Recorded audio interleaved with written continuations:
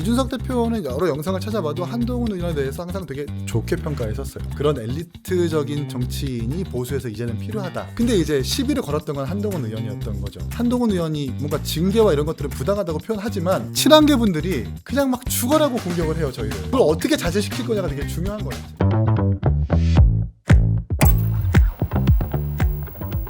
두 번째 씬으로 한번 넘어가 볼게요.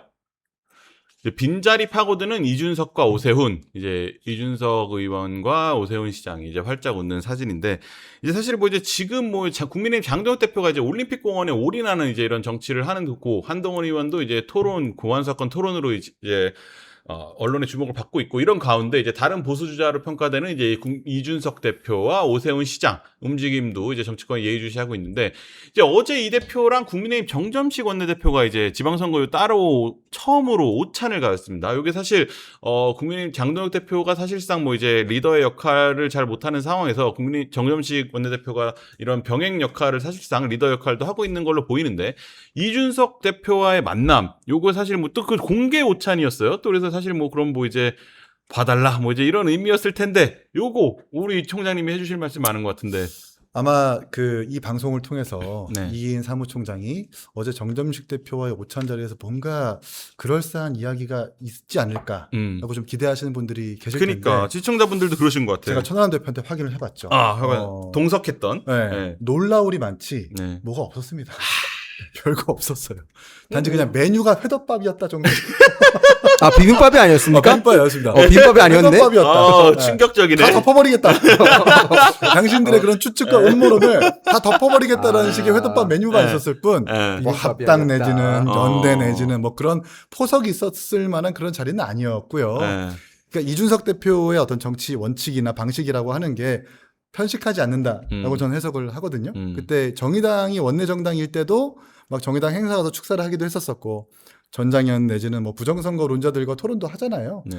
그런 의미에서 제1야당인 국민의힘과 원내 상황 함께 점검하고 또 어저께 통과된 선관위의 특검이라든지 또 보안사건 폐지와 관련해서 좀 함께 협력해 나가자라는 그런 취지로 이야기를 했다라고 전 보고, 그렇게 지금 말씀드린 것도 그렇게 심각하게 논의된 것도 아니고, 정점식 대표가 출범한 이후에 밥 한번 먹자라고 한 그 약속이 미루고 미뤄지다가 어제로 좀 이어진 거거든요. 우리 정치권과 평론가에서 다양한 해석을 하는 건 맞는데 정말 별거 없었다. 아니 근데 정 대표가 먼저 만나자고 했다면서요. 네. 밥 한번 먹읍시다. 그냥 그거야? 그리고 이제 이준석 대표랑 천하람 원내대표, 그리고 국민의힘에서는 정점식 의원과 김승수 원내수석 이제 2대2로 먹은 거잖아요. 네. 근데 이제 뭐 그냥 만나서 뭐 그냥 밥 먹으니 배부르다 뭐 하하호 뭐 이런 얘기만 하는 자리라고 보기에는 사실 기대를 하는 사람들도 있고. 그러니까 이제 뭔가 합당을 원하는 사람은 그러길 좀 바라는 분들이 계실 거고, 합당을 원하지 않는 사람은 이거 합당 얘기하려고 식사 자리 마련한 건 아니야? 라고 의심하실 수 있는 것 같은데, 정말 제가 방송이어서가 아니라 그런 이야기가 전혀 없었고, 진짜 인사치레, 상견례 정도만 했던 거고, 그리고 이준석 의원의 사실 친정 개념인 정점식 대표와 함께 의정활동을 했었던 사람이기도 하잖아요. 그런 의미에서 그냥 밥을 먹은 거다라고 이해하시면 됩니다. 저번에 장동혁 대표랑도 먹었잖아요. 뭘 자꾸 뽑아내려고 하시는 거예요? 아니 뭐라고 해줘 좀. 시청자분들이 다 지금 기다리고 있잖아요. 뭐라고 해줘야지 우리 총장님인데. 오늘 제가 드릴 수 있는 단어는 회덮밥이었다. 회덮밥이다. 왜냐하면 제가 천하람 대표한테도 나 뭐 하나만 줘. 그러니까. 뭐 없었니? 형, 나 진짜 아무것도 없어. 미안한데. 그래서 제가 드릴 말씀이 없어요. 근데 저는 하나 포인트가 식사 말고 하나 더 있는 것 같은데요. 뭐죠? 왜 그러면 장동혁 대표는 안 불렀습니까? 꼭 같이 불러야 되는 건가요?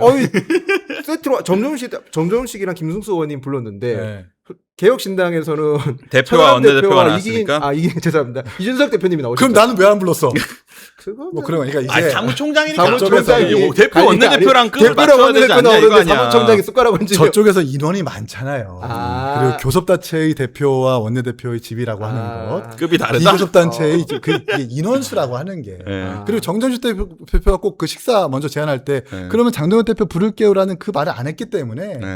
아니 뭐 우리 김윤영 씨랑 내가 밥 먹을 때 한동훈 의원 불러요라고 얘기하지 않잖아요. 근데 제가 왜 이 말씀을 드리냐 하면 이준석 대표 입장에서는 지금 장동혁 대표 어쨌든 당의 주인이라기보다 당의 의사결정 과정에서 최고 결정권자는 당 대표지 않습니까? 그렇죠.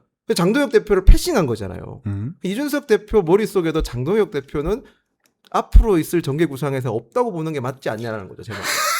그 네. 질문을 드린 거예요. 이렇게 따지면 네. 정전식 대표가 선출되기 이전에 네. 특검 공조하겠다고 장동혁 대표의 단식당도 찾아가고 직접 그 국민의힘의 사무실 찾아가가지고 함께 모두 발언도 했었었던 그 순간은 어떻게 표현할 거예요? 근데 이제 결국 그게 뭔가 이 정치 개편 내지는 정계 개편을 바라고 있는 사람들의 어떤 욕망과 바람을 투영해가지고 이렇게 말씀하시는 건 알겠는데 정말 놀라울이 많지 그런 뜻은 전혀 없어요. 그런 투영 때문에 그런 게 아니라 제가 왜 이 말씀을 드리냐면 네. 장동혁 대표가 네. 그때 말씀드렸을 때 아까 말씀 그 시점에서야 국민의힘 당대표였지만 지금은 올공에 계속 나가시잖아요. 그렇죠. 네. 이준석 대표 입장에서는 그걸 못 받아들이실 거 아니에요. 그러니까 사실 네. 친한계 분들이나 국민의힘 일각에서 저렇게 표현할 수는 있죠.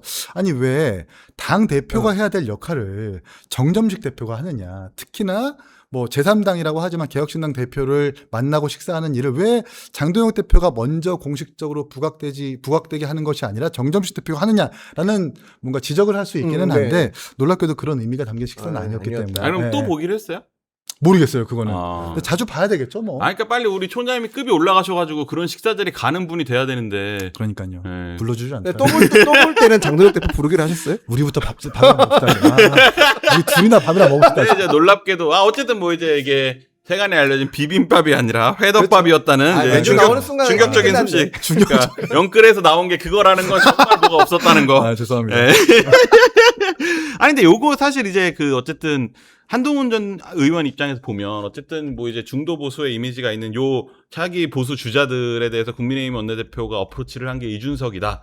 한동훈은 아니다. 요런 식의 메시지, 요런 거는 한 의원 쪽에서는 좀 이렇게 달가운 메시지만은 아닐 것 같아요. 근데 저도 이제 확인을 좀 해봤는데 네. 친한 의원님들한테 확인해봤는데 별로 어제 그 만남은 네. 크게 신경을 안 썼다 하더라고요. 크게 뭐 신경 쓸 상황도 아닌 것 같고 그래서 요즘에 계속 이제 제가 조금 요즘에 좀 신경 쓰는 것 중에 하나 넥타이 색깔 좀 신경 쓰거든요. 왜요? 요즘에 제가 빨간색 매셨네? 아니 그 다른 게 아니라 제가 사실 오늘 동아일보를 처음 네. 나오니까 네네. 동아일보 색깔에 맞춰가지고 넥타이 색을 좀 하려고 했었어요. 처음에는. 네. 근데 요즘에 제가 넥타이 색깔 어떤 걸 메고 오면 네. 신당 색깔이야? 아. 신당 색깔이야? 창당하나 뭐 그런 얘기가 좀 아. 나와요. 제가 그 정도 급도 안 어. 되지만 네. 그렇게 오해를 받을 수도 있을 것 같아서 네. 요즘은 넥타이 색깔을 되게 신중하게 특히 이렇게 신당 얘기라든지 뭐 한동훈 대표 창당 얘기가 나오는 날은 네. 주제가 있는 날에는 네. 민감하구나. 넥타이 색깔 그럼 가급적 오늘 아, 빨간색은 네. 뭐 합당하겠다는 의지예요? 한동훈 대표는 네. 확고합니다. 그건 확고합니다. 복당을 빨리 네, 하겠다. 국민의힘 복당에 대해서는 그 단 한 번도 바뀌었죠. 부산에서 제가 계속 옆에 있었을 때도 네. 복당만 생각하고 있지 뭐 신당 그런 건 얘기 한 번도 나온 적 뭐 없어요. 아. 윤리위 징계에 지쳐 있거나 네. 당내에서 이 쫓아내는 것에 약간 좀 질려 있다면 창당 합당 저희한테 문의 주시면 저희가 친절하게 전문가잖아. 또. 그렇죠. 친절하게 설명드릴 수 있도록 하겠습니다. 어려운 가시밭길 또. 네네네. 너무 가시밭길인 거라서 가시밭길 전문이거든요. 예. 알겠습니다. 근데 또 이제 또 뭐 오늘 뭐 이제 아까 총장님 말씀하신 내용들은 사실 뭐 이제 항상 뭐 이제 하는 얘기들이고 근데 이제 사실 뭐 이제 김재섭 의원 같은 경우도 이제 이준석 대표와 가까운 사이인데 이제 어제 또 방송 출연해서 국민의힘이 이준석 대표와 함께해야 한다고 생각한다. 뭐 이제 뭐 이런 얘기를 했어요. 근데 이제 또 김재섭 의원이 또 오시장도 가깝고 하니까 이런 측에 또 이제 이준석 오세훈의 이런 연합 뭐 이제 이런 합종 연행 이런 것들에 대해서 좀 뭐 관심을 갖는 분들도 많은 것 같은데 어떻게? 저도 인터뷰를 봤는데 네. 뭐 당장 합당하겠다는 의지를 뭐 드러낸 것은 아니고요. 네. 이제 김재섭 의원은 국민의힘이 가장 선거에서 내리 이겼었던 그 순간이 이준석 대표가 당대표로 있었을 때였잖아요. 그리고 당대표 취임 전에 이제 본인이 홍보 분야 맡으면서 그 서울과 부산의 보궐선거를 맡았었을 때 그때 이제 작은 유세차에 그 청년들한테 마이크를 그랬죠. 내주면서 큰 바람을 일으켰는데 그때에 대한 향수가 좀 있는 것 같아요. 그때는 이제 국민의힘이 부정선거라는 담론이 중간에 와 있지도 않았었고 그리고 막 이렇게 극단적인 인물들의 실언이 막 오르내렸던 시기도 아니었잖아요. 그러다 보니까 당의 기조를 다시 한번 그때로 가져가야 되겠다라는 의지를 어저께 방송에서 드러낸 거라고 생각을 하고 그때 우리가 다시 복기를 해보면 뭔가 구체적인 쇄신의 방법이 있지 않았습니까? 특히 뭐 공직자 검증 시험이라든지 PPAT와 같은 그게 외부에서 바라봤을 때 당내에서는 굉장히 불편했을 텐데 외부에서 바라봤을 때 선출직 공무원들이 임기직 공무원처럼 이렇게 시험을 보는 장면들이 얼마나 신선했어요. 이제 그런 부분들을 좀 그런 식의 어떤 쇄신이나 개혁이 좀 필요하다라는 취지로 뭔가 이준석과 같은 방식이 다시 한번 필요하겠다는 주장을 한 것 같고요. 어제 인터뷰에서는 무슨 뭐 개혁신당과 합당을 어떻게 추진하겠다 내지는 네. 어떤 계획이 있다라고 밝힌 것은 아니기 때문에 네. 오해하지 않았으면 좋겠다는 생각이 듭니다. 이게 김재섭 의원이 이제 이준석 의원과 가까운 것 때문에 전 나왔던 발언이라 생각하거든요. 네. 그러니까 예전에 이준석 의원이 노원에서 활동할 때도 지역구도 가깝기도 했고 그랬죠. 그런 것도 네. 있어서 전 얘기했다 생각하고 여기서 약간 제가 이제 꼰대 마인드가 좀 발생되는데 저희의 보수 정당의 전성기는 한나라당입니다. 네. 제가 이준석 때가 아니고? 네, 당연하죠. 그때 연 3연승인가 너무 오래됐다. 근데 제가 이런 말 할 수 있는 거는 네. 전 한나라당이 배출한 유일한 대통령이 이명박 대통령에서 청와대에서 근무했기 때문에 그때를 경험 안 해봤기 때문에 이렇게 얘기하는 거다. 죄송합니다. 너무 꼰대처럼 굴었어. 왜도 한나라당 드립이다. 동의하십니까? 네, 새누리당도 아니고 한나라당이면 2008년 7년인데요. 네. 16년 정도. 아니 좀 사이좋게 좀 지내봐요. 이렇게 둘은 섞이지가 않아. 이준석, 한동훈은. 그러니까 우리가 누누이 얘기하지만 네. 이준석 대표는 여러 영상을 찾아봐도 한동훈 의원에 대해서 항상 되게 좋게 평가했었어요. 그런 엘리트적인 정치인이 보수에서 이제는 필요하다. 이제는 맨날 그때 초기에. 네. 근데 이제 시비를 걸었던 건 한동훈 의원이었던 거죠. 그리고 저도 사실은 방송 나오면서 한동훈 의원이 뭔가 징계와 이런 것들은 부당하다고 표현하지만 네. 친한계 분들이 그냥 막 죽어라고 공격을 해요, 저희를. 그걸 어떻게 자제시킬 거냐가 되게 중요한 거예요. 친한계 분들 중에서 김윤영 대변인은 포함이 안 됩니다. 포함시켜줘요. 공격죠. 그러니까 이거 안 좋은 거야. 공격하는 사람 중에 포함이 안 됐다는 얘기고, 이제 친한계도 다 같은 친한계가 저는 아니라고 생각을 해요. 친한계가 아니라 친권력계라고 볼 수밖에 없는 것이, 그분들은 이준석이 당대표일 때 그렇게 흔들었었고, 특히 기획사퇴, 최고위원 4명의 사퇴라는 것이 가능해지도록 선례를 만든 사람이 지금 친한계 한동훈 의원에게 붙어 있는 거거든요. 그것 때문에 사실 한동훈 의원이 계엄 이후에 지도부가 붕괴된 건 아닙니까? 그러니까 그분들은 친한계라고 표현하기 좀 뭐하고, 친권력계, 그분은 친윤계이기도 했었었고, 친정진석계이기도 했었었고, 친장제원계이기도 했었어요. 그분들의 어떤 뭔가 패널에서의 어떤 억지 내지는 그 비난과 공격을 자제하지 못한다면, 전 한동훈 의원의 복당도 좀 당내 의원들이 좀 부정적으로 생각할 거니까 그런 부분들을 좀 자제시켰으면 좋겠다라는 뭐 진심 어린 제언을 좀 해봅니다. 한동훈 의원이 직접 공격했다는 걸 어떤 걸 말씀하시는 거예요? 친한계 말 아까 말씀하실 때 한동훈 의원도 직접 공격했다. 예를 들면 친한계 공격했다는 건 예를 들면 저희 당이 이제 이낙연 대표와의 합당이 파기되는 과정에서 그 보조금을 일부러 저희가 기획적으로 얻게 하려고 기획 합당했다가 파기한 것처럼 표현하셨던 부분들. 아니 그걸 반대로 얘기해서 위성 정당을 만들어 가지고 몇 달 뒤에 국민의힘과 합세해서 보조금 30억을 가져갔던 그 국민의힘의 어떤 잣대는 왜 판단하지 못하는가라고 우리가 반박할 수밖에 없는 거거든요.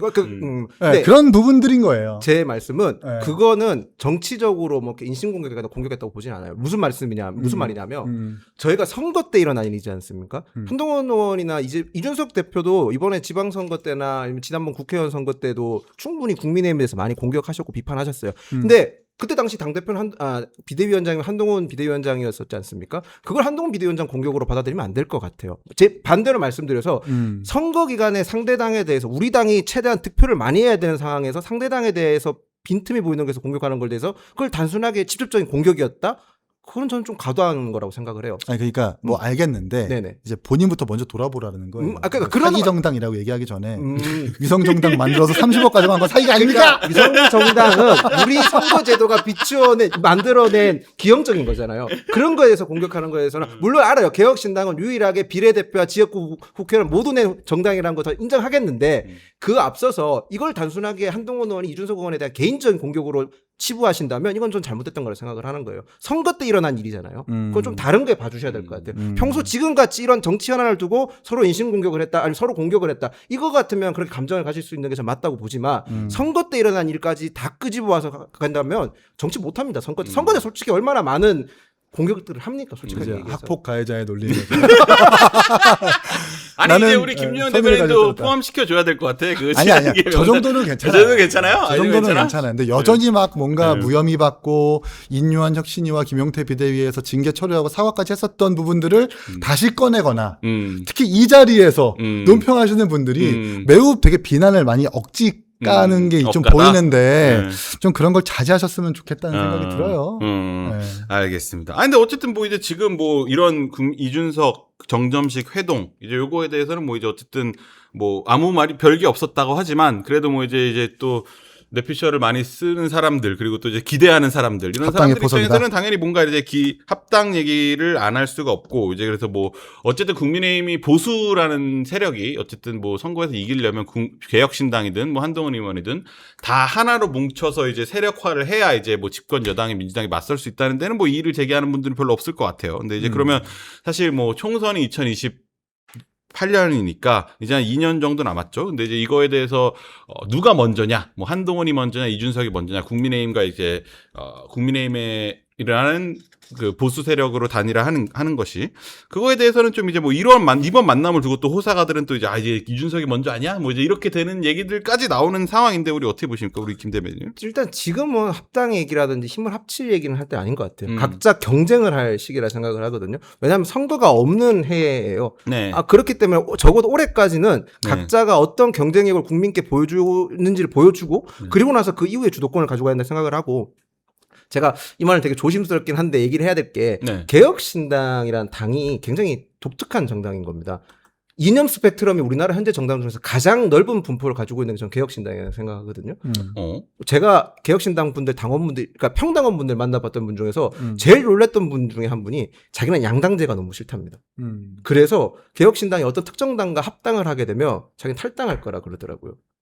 네, 이게 완전히 그럴 분이 있을 수 있죠. 근데 문제는 그러니까 보통의 정당은 정권 창출, 그러니까 권력을 창출하는 합의체지 않습니까? 그렇기 위해서 당원들이 모여 있는 건데 그런 개념이 아니라 양당제를 타파하기 위해서 자기는 개혁신당을 선택했다라고 말씀을 하더라고요. 그만큼 이념 스펙트럼이 굉장히 넓어요. 보수 쪽인 계신 분도 있고 저쪽에 진보 정당 출신 분도 괜히 많이 계시더라고요. 그만큼 개혁신당 내부도 정리할 문제가 좀 많다고 생각을 해요. 합당을 얘기하려면 사실 조국 신당과 민주당은 저희가 볼 때는 같은 색깔이잖아요. 동색이라고 봐도 되는데 본인들 사람이 다르다고 하지만 그래도 합당하는 게 어려운데 개혁신당은 진짜 말 그대로 이 이념 스펙트럼이 넓기 때문에 합당하는 과정에서 어떻게 보면 생각보다 진통이 많을 거라 생각이 들고 이제 국민의힘 문제로 내부로 돌아왔었을 때는 국민의힘 같은 경우는 오세훈 시장이나 한동훈 전 대표 같은 경우는 아마 아까 제가 소대 말씀드렸다시피 각자의 경쟁력을 지금 보여줘야 될 시기라 생각해요. 강점이 서로 확실히 다르다고 저는 생각을 하거든요. 그렇기 때문에 지금은 어떤 뭐 힘을 합친다 이런 모습보다는 한동훈 전 대표는 계속 토론회든지 이런 모습을 통해서 자기 정치를 보여줘야 되는 상황이라 저는 생각을 합니다. 그러니까 개혁신당 합당 그다음에 한동훈의 복당 내지는 한동훈의 복당 그다음에 개혁신당 합당 여기에서 저희 개혁신당은 좀 빼주십시오. 전혀 저희는 생각이 없어서 이 호사가들의 논의에서 저희는 같이 참여할 의지가 전혀 없다는 생각이 들고 결국 이제 한동훈 의원의 복당이 될지 말지가 관건 아니겠어요. 근데 복당을 시켜줘야죠. 비대위원장 출신의 당대표 출신의 어쨌든 뭐 당 게시판 문제가 있기는 하지만 그게 당원권 정진에서는 쫓겨날 만큼의 징계 사안이냐. 이 부분에 대해서는 뭐 개혁신당이 많은 패널 분들도 그리고 개혁신당 당대표도 그건 아니라고 얘기하는 거잖아요. 근데 이제 결국 그 제가 계속 누차 말씀드리는 것 팬덤 내지는 친한계 분들의 그 안철수 의원이 최근에 얘기했었던 그 여의도 레카 분들의 그 따가운 논평 내지는 따가운 비난들 이런 부분들을 자제시키고 조금 더 유연하게 한동훈 대표가 나선다면 한동훈이 나선다면 복당의 속도는 좀 더 빨라지겠죠. 저는 그게 관건이라고 생각을 합니다. 복당의 속도는 저는 크게 중요하지 않다고 생각을 해요. 왜냐하면 지금 국민의힘 의원들 같은 경우는 당장은 선거가 없잖아요. 선거가 없으니까 적극적으로 나서지 않는 것 같아요. 그리고 선거를 나섰을 때 본인이 공천받는 것도 중요하지만 본선에 당선되는 것도 중요한 상황인데 과거 같으면 TK 대구 같은 경우는 뭐 공천받으면 당선이었는데 이번에 대구 의원들은 가슴이 철렁했을 겁니다. 김부겸 후보가 저 정도로 돌풍을 일으킬 줄 아마 몰랐을 거예요, 다들. 제가 알기로는 대구 의원님들도 생각보다 엄청 시급 올렸다. 저희 대구 표현으로 그렇게 많이 말씀들 하더라고요. 그만큼 느끼는 게 다를 건데 지금은 뭐 선거가 없으니까 아직까지는 급할 게 없을 거고 또 하나는 장동혁 지도부를 지금은 장동혁 대표가 스스로 물러나지 않는 이상 물러낼 방법이 없으니까 굳이 내가 먼저 나서서 손들고 나설 필요가 없다고 생각하시는 거예요. 의원님들이. 그 TK의 대구 경북의 유력 일간지 신문 보면 장동혁 대표에 대해서 익명 비판을 하라 그러면 많이들 하시는데 네. 이걸 실명으로 전환하라 그러면 꺼린다는 거예요. 그만큼 아직까지는 저희 한동훈 대표를 지지하시는 분들의 시계와 국민의힘 내부에 있는 의원들의 시기가 조금 속력이 다른 것 같아요. 저는 그래서 급하게 할 필요는 없다고 생각을 해요. 어차피 한동훈 대표가 전 대표가 부산 북구에서 민심의 선택을 받았기 때문에 그거는 부인할 수 없는 사실이에요. 모두가 안 된다고 저희한테 뭐 조롱 아닌 조롱하신 분도 많고요. 그리고 절대로 안 될 거라는 그런 비판을 하신 분도 많잖아요. 그런데도 불구하고 정말 어려운 선거였거든요. 근데 한동훈 대표가 그걸 다 뚫어냈기 때문에 이거는 불면이라고 저는 생각을 해요. 그래서 시간을 굳이 저희가 급하게 가져갈 필요는 없다고 생각합니다. 알겠습니다. 어제 뭐 이제 정치라는 게 뭐 이제 선거철이 되면 사실 보수 정당 사람들은 모두가 알고 있듯이 중도를 지향해야 이제 뭐 스펙트럼을 넓히고 뭐 이제 이럴 수 있는 기회라는 거는 뭐 이제 다 알고 있는데 지금 뭐 이제 민주당도 그렇고 국민의힘도 그렇고 선거가 없는 시즌이다 보니까 뭐 민주당도 이제 더 왼쪽으로 국민의힘도 더 오른쪽으로 막 이러는 경향이 좀 더 심해지는 것 같아요. 아무튼 뭐 근데 뭐 오세훈 시장 얘기를 좀 해보면 오세훈 시장도 이제 국민의힘 중진과 식사회동도 하고 뭐 이제 어제 또 윤상현 의원과 만나서는 또 당 대표제 폐지 뭐 이런 얘기도 나왔다고 하는데 요거는 뭐 어떤 개념으로 이해하면 될까? 저도 이해를 잘 못하겠어요.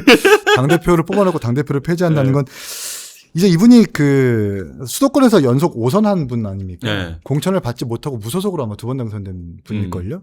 근데 이제 그게 서울시장을 만나가지고 네. 지방선거 패배를 복귀하면서 100석까지 써야 된다는 말을 한 걸 보면 네. 이게 그냥 일반적인 예방 차원이 아니라 뭔가 차기 당권에 대한 욕심으로 전 보여져요.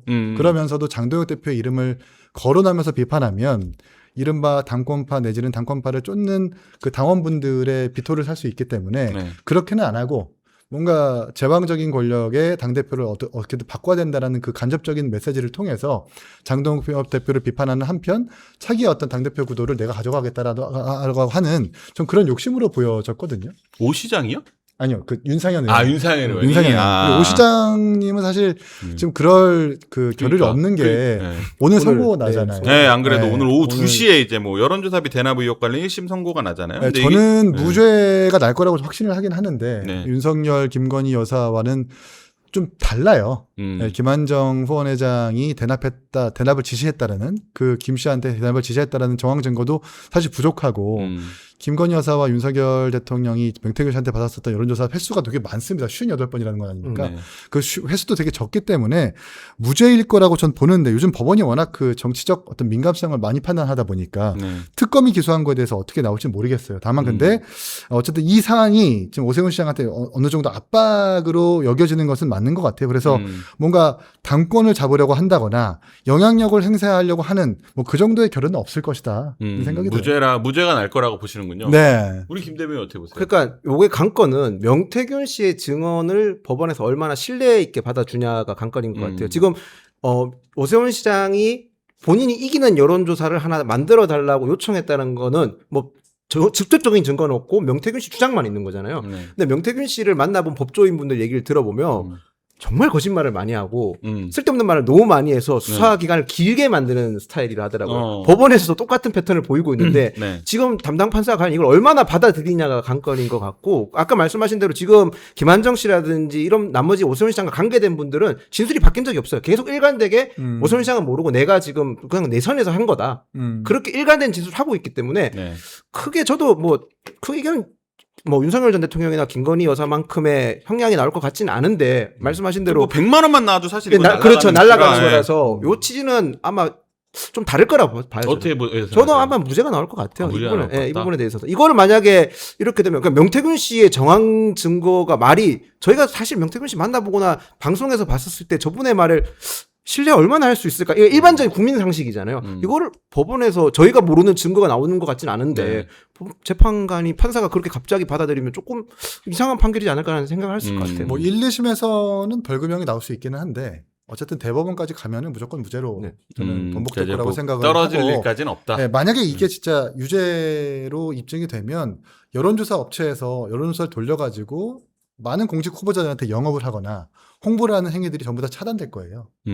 그렇기 때문에 이건 되게 조심스럽게 판결해야 되는 부분이 있는 것 같고, 물론 김건희 여사 관련해서 형사 33부와 그 전에 판결이 다른데 그때는 이제 명태균 씨 중심으로 판단했느냐, 네. 내지는 윤석열 김건희 여사 중심으로 판단했느냐인데 전 네. 결국 이게 뭔가 명확한 직접 지시 내지는 직접 지시한 정황 증거를 찾지 못하면 네. 저는 이게 무죄를 받을 수밖에 없다고 생각을 합니다.